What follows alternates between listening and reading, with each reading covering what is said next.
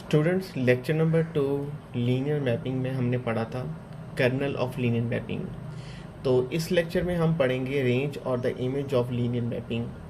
तो रेंज और the image of linear mapping को पहले मैं डिफाइन करूँगा कि इसकी डेफिनेशन क्या है। तो फर्स्ट ऑफ ऑल डेफिनेशन की तरफ आते हैं। Let F from vector space V to vector space U is a linear mapping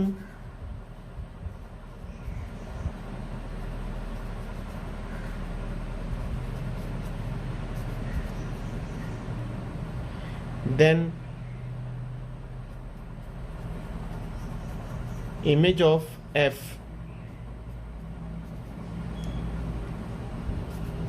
is denoted by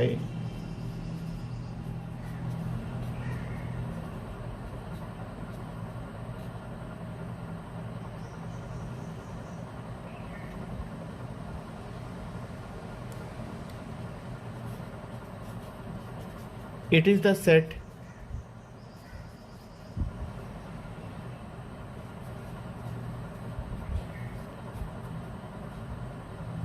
consisting of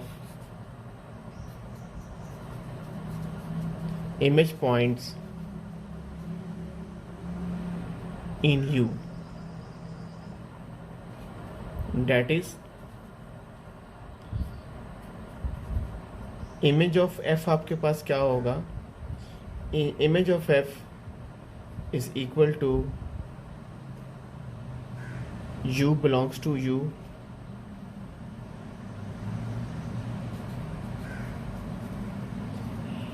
there exist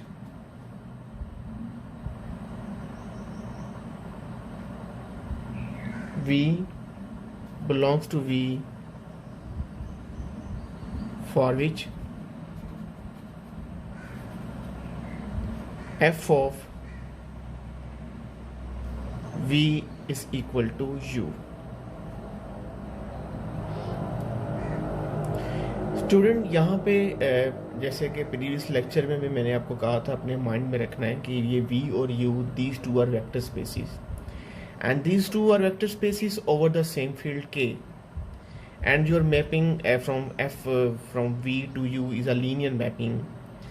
देखिए स्टूडेंट, कर्नल ऑफ एफ में क्या था? कर्नल ऑफ एफ में ये था कि कर्नल ऑफ एफ में v के वो एलिमेंट्स थे जिनका इमेज जीरो था, जीरो वेक्टर इन u।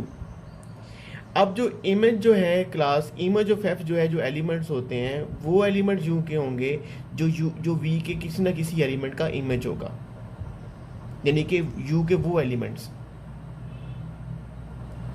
अब यहाँ पे चूंकि f एक फंक्शन है, क्योंकि याद रखिएगा जब फंक्शन आपके पास होती है तो आप फंक्शन में आपको डोमेन और रेंज का पता होना चाहिए। रेंज जो होती है वो u के तमाम एलिमेंट्स नहीं होते। जो रेंज होती है स्टूडेंट, u के वो करस्पॉन्डिंग एलिमेंट्स होते हैं जो v के किसी न किसी एलिमेंट्स का इमेज होगा। अब इसमें इसकी अब डेफिनेशन मैं इसको रीड अगेन कर रहा हूँ। f from v to u is a linear mapping, then image of f is denoted by image f, ये आप ना लिखिएगा, im से डिनोट करें। it is the set consisting of image points in u, एक ऐसा सेट है जो u के इमेज पॉइंट को कंटेन करेगा। और इमेज ऑफ f आपके पास क्या है? u के वो एलिमेंट्स हैं जिनके अगेंस्ट v में एलिमेंट एग्जिस्ट होता है और u का एलिमेंट जो है v के किसी एलिमेंट का इमेज है under the action of f। Next students, एक थ्योरम की तरफ आते हैं। इसकी स्टेटमेंट लिख रहा हूं।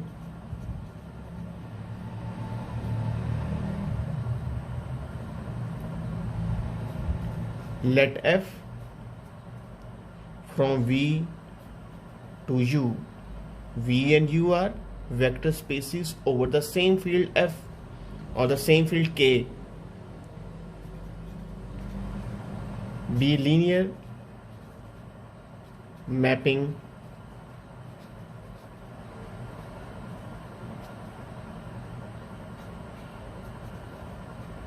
then prove that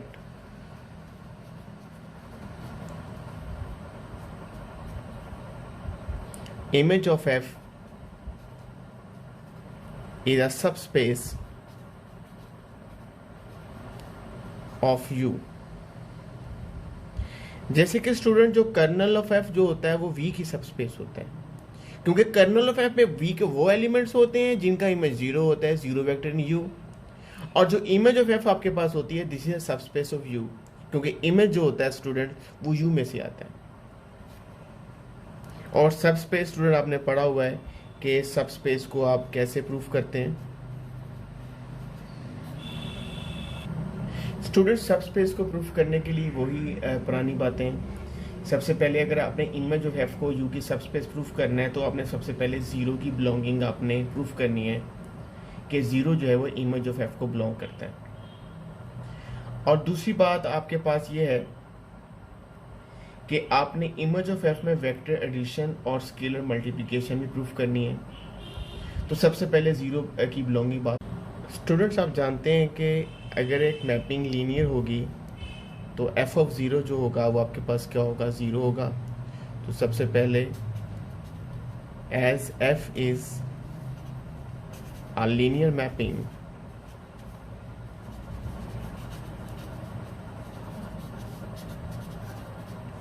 then F of zero is equal to zero,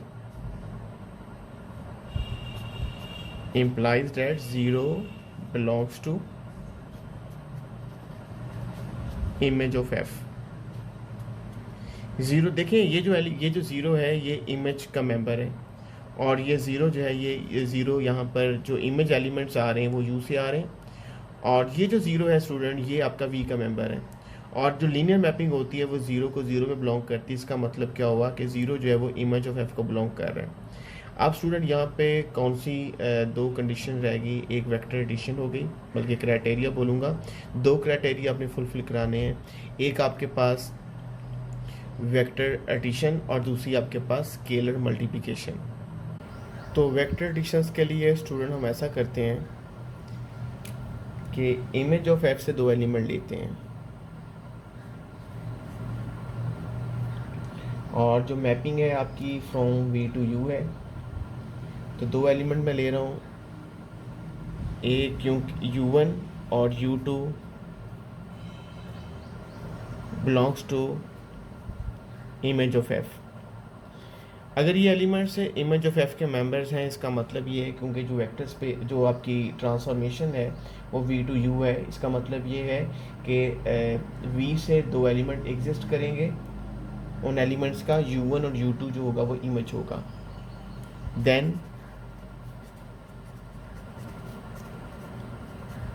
there exist v1 v2 belongs to vector space v because the mapping is linear mapping from v to u। f of v1 is equal to u1 and f of v2 is equal to u2। तो u1 u2 जो है वो image of f का member है। हमने ये बताना है कि u1 और u2 का जो सम है वो भी इमेज ऑफ f का मेंबर है। तो अब स्टूडेंट हम ऐसा करते हैं, f अप्लाई करते हैं v1 और v2 के सम पर। जब f अप्लाई करेंगे v1 और v2 के सम पे, क्योंकि f आपके पास लीनियर है, तो ये आपके पास होगा f of v1 plus f of v2। why? f is linear mapping।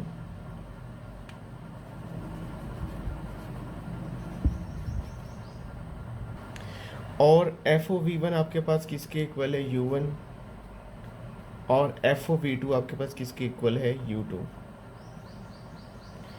अब स्टूडेंट ये u1 u2 क्या चीज़ है, u1 u2 जो है आपके पास v1 प्लस v2 का आपके पास अगर आप f अप्लाई करते हो इसका इमेज है।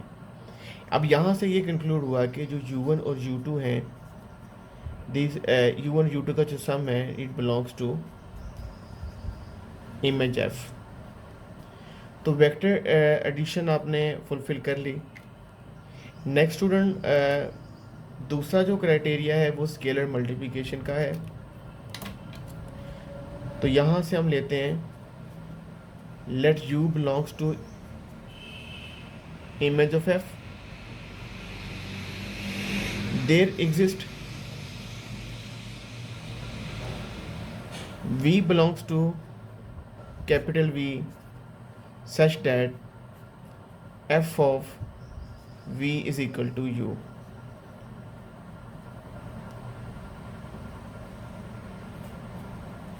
For scalar alpha belongs to k,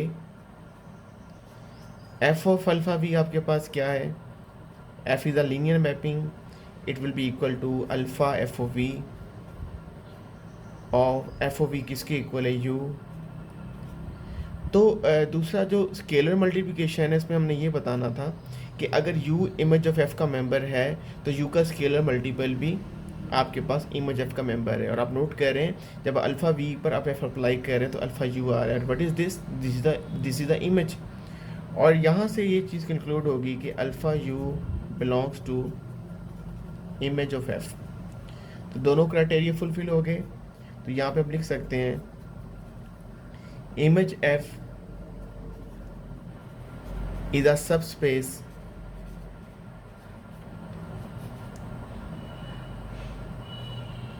of u। बहुत ख्याल से लिखिएगा क्योंकि आपकी जो मैपिंग है फ्रॉम v टू u है। तो आपको अगेन मैं रिपीट कर रहा हूँ, जो कर्नल ऑफ f होता है वो सबस्पेस ऑफ v होगा और जो इमेज ऑफ f होगा वो आपके पास सबस्पेस ऑफ u होगा। नाउ स्टूडेंट हम एक एग्जांपल करेंगे। एग्जांपल में लिख रहा हूँ f is a linear mapping from R to R3। f is a mapping from R to R3 and it is linear mapping। और ये linear mapping डिफाइन कैसे हो रही है? डिफाइन ऐसे हो रही है कि जब आप R4 के एलिमेंट पर f अप्लाई करते हैं तो आपको R3 के एलिमेंट किस शेप में मिलते हैं? x minus Y plus Z plus T. Second element जो है इसका y कंपोनेंट है x plus 2z minus T और थर्ड कंपोनेंट है वो x plus Y plus 3z minus 3t। और आपने बताना क्या है? आपने बताना है find basis and dimension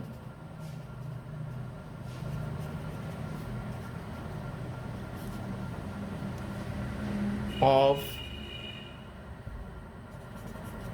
image of f। आपने इमेज ऑफ f की आपने बेसिस बतानी है और स्टूडेंट साथ में आपने डायमेंशन बतानी है। और यकीनन आपको प्रीवियस लेक्चर में वेक्टर स्पेस के अंदर बार बार आपको मैं बेसिस भी बता चुका हूँ, बेसिस क्या होती है और डायमेंशन क्या होती है। तो स्टूडेंट आप इसको हम परफॉर्म करते हैं।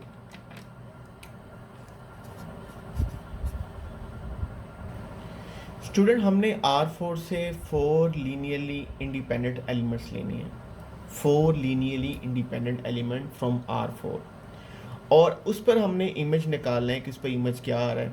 और फिर जो इमेज आपके पास आएगा फिर हम देखेंगे कि वो जो वेक्टर्स आपके पास हैं वो लीनियरली इंडिपेंडेंट हैं या डिपेंडेंट हैं। और जितने लीनियरली इंडिपेंडेंट वेक्टर्स होंगे वो आपके पास इमेज ऑफ f की बेसिस बनाएंगे और उनकी जो तादाद होगी वो डायमेंशन कहलाएगी।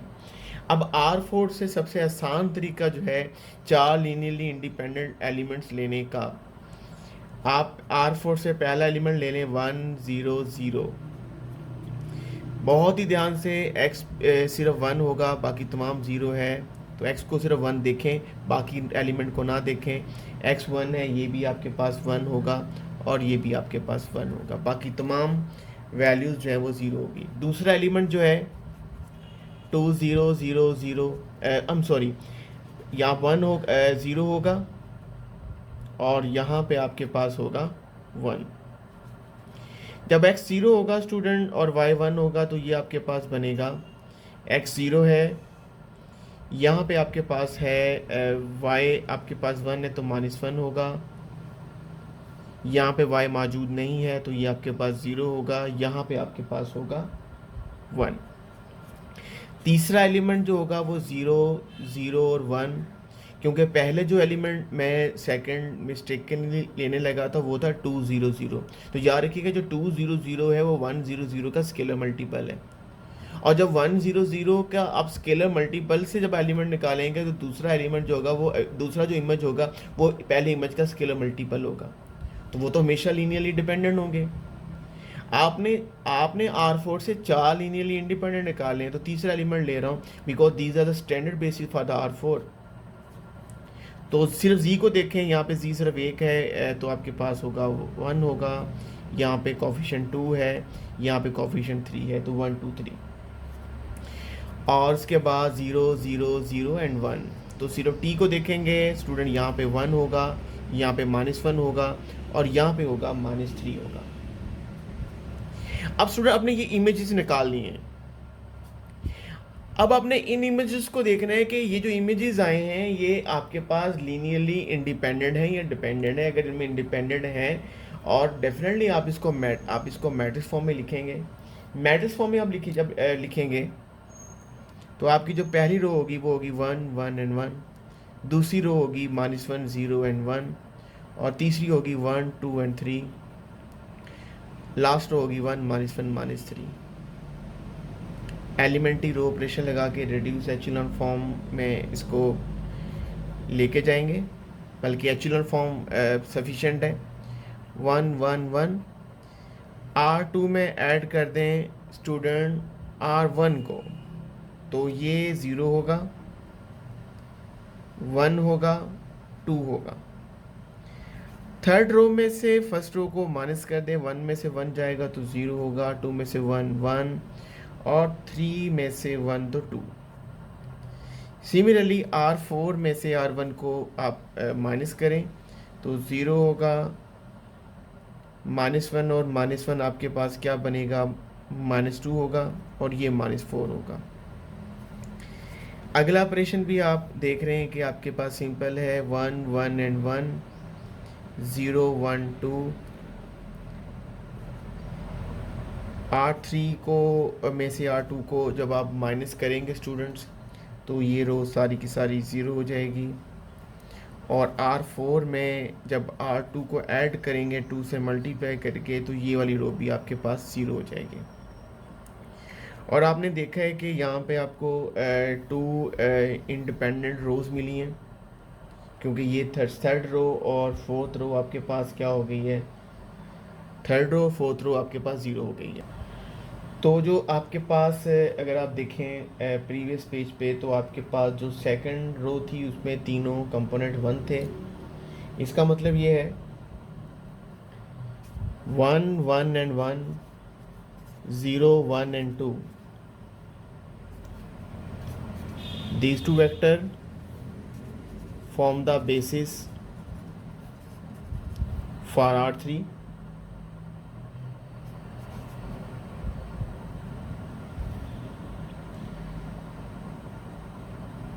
बल्कि यहाँ पे R3 की जगह पे आप लिखें 1 1 2 1 फॉर्म द बेसिस फॉर, क्योंकि हम बात कर रहे हैं।